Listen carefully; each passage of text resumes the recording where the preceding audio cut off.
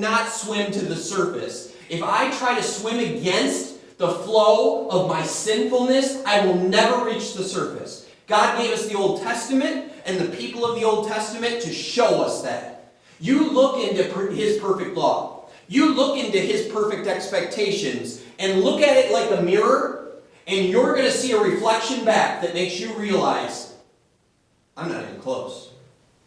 That's how David's feeling here.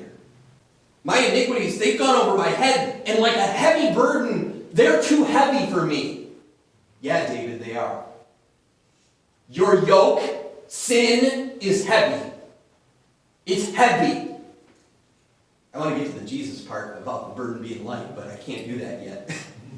I don't want to get too far ahead yet. But you feel it coming.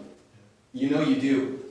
My wounds are foul and festering because of my foolishness. How many times have my foolishness taken me to the place of darkness? My foolishness. How foolish was I to run back to the world? How foolish was I to go back to the bar, to start drinking again? How foolish was I to start sleeping around knowing how sacred that was to my God, and how I was abusing my body? How terrible and foul and festering I was because of my foolishness.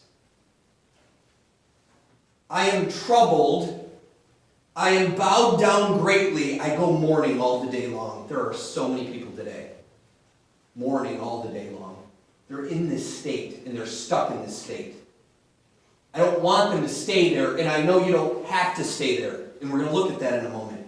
But all day, this is how they feel. They say, for my loins are full of inflammation, and there is no soundness in my flesh. Now listen, broken and remade, right? I am feeble and severely broken. I groan because of the turmoil of my heart. Lord, all my desires before you, and my sighing is not hidden from you. God hears us. God knows. I've laid it out there. And you're supposed to lay it out there, by the way. Before Him. David lays his groaning out before his God. I had to lay out my groaning to my God. And we're going to get to that too. This plays into it. Alright? This is a lot of good intro to the... I want you to feel this anguish. Not for long, though, because that's not what this is about. Okay? My heart pants. My strength fails me. As for the light of my eyes, it also has gone from me. It just feels like I'm not joyous anymore. Remember being young teenagers? You remember just how carefree sometimes we were? Until we were caught. Then we weren't so carefree. But you had that loose just excitement. Something was new. Something was exciting. Let's go do this. Let's go do that. It was like, I don't even care. You know, that light over the years has kind of faded. Hasn't it for all of us as we get older? You still have good times. You still have good moments. But that excitement, that joy, life has a way of beating it right out of us. Is that true? It is for me. Life has a way of beating that joy right out of me.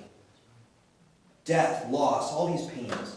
My loved ones and my friends stand aloof from my plague, and my relatives stand afar off. You ever have breaks with relatives? You ever not see? I mean, there are all these breaks of relationships, too, that happen in our lives. Loss of friendships. People move away. People who used to be very close to you are no longer close to you. This is all playing into this world and how it works in our lives. It says, those also who seek my life, they lay snares for me. Those who seek my hurt speak of destruction and plan deception all the day long. There's just enemies everywhere. But I, like a deaf man, do not hear. And I am like a mute who does not open his mouth. Thus, I am like a man who does not hear, and in whose mouth is no response. For in you, O Lord, I hope. You will hear, there was a C in my Bible when I copied that, like a reference to another passage. It So it looked like cheer. Sorry. You will hear, O Lord my God, for I said, hear me, lest they rejoice over me, lest when my foot slips, they exalt themselves against me. For I am ready to fall, and my sorrow is continually before me. Now listen, this word anguish we're about to read, get ready. It's anxiety. Big word that we hear about all the time now. So many people are dealing with anxiety, right? Listen. For I will declare my iniquity. You know what that means? I will speak of my sin. I will share my iniquity. I will speak of it. I will let you know I have sinned. One of the major things about Broken and Remade and why I'm here, whether it's right or wrong or whatever, I know it's right though. I want to tear open the curtain so you see the man behind it. Wizard of Oz reference, right? I want you to see who God uses. You know how? I want to spill my iniquity out before him, and I want to spill it out before you. I'm not celebrating it. I'm not rejoicing in it. None of us should. But I want you to see my iniquity. I want it before my God. I want nothing hidden. One of the first things we did in the garden was jumped behind some bushes. The second thing we did was cover ourselves with leaves. We're naked. We gotta hide. We can't let anyone see us now because we now realize who we are, what we do. We are sinners at this point because we've broken the command of God. We hide. The church is wonderful at hiding. We are brilliant at looking good and not showing who we are. Brilliant at it.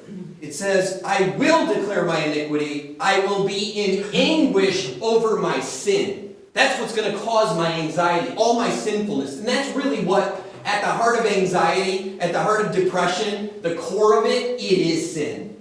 You know that? Sin causes all of this stuff. Whether it's someone else's sin towards us that hurt us and put us in this state of mind. I'm not just saying you cause all your anxiety. That's not what I'm doing. Some people do that. I'm not doing that. But life situations, people have mistreated you, people have hurt you, people have used you, people have abused you, people have turned on you. They have contributed through sin to cause this anxiety, this stress, this depression, the way David's feeling. It's all these external things attacking him, my enemies, right? My sin, all these things I'm feeling from the outside in. It says, do not forsake me, O Lord. Actually, I went a little far. Start in verse 19. But my enemies are vigorous, and they are strong, and those who hate me wrongfully have multiplied. Those also who render evil for good, they are my adversaries, because I follow what is good. Do not forsake me, O Lord. O my God, be not far from me. Make haste to help me. Now listen, O Lord, my salvation. Keyword. The Lord is our salvation. We're going to look at that in a moment. But here's the thing. Do you see all the outside influences attacking from the outside and hitting us? We need to turn this around now. And we need to look at the inside and what springs forth out of it from our God. Because it's the outside we focus on. It's the terrestrial, the earthly, all these things that hurt me. She treated me bad. He left me. He abused me. This drug consumed me. All these external things are attacking us from the outside.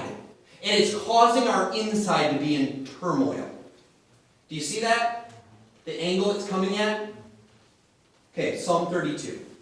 Let's cheer this place up. Woo! It's getting a little hot and heavy right now. I don't like this. You're a fire and brimstone preacher. I don't like those kind of preachers, Bob Crane. Well, we're gonna bring some joy and peace into this, okay?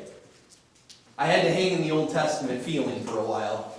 You understand that's what we were under the bondage of for so long in the Old Testament days, of just looking into God's law. in looking at ourselves. That's what we just did, by the way.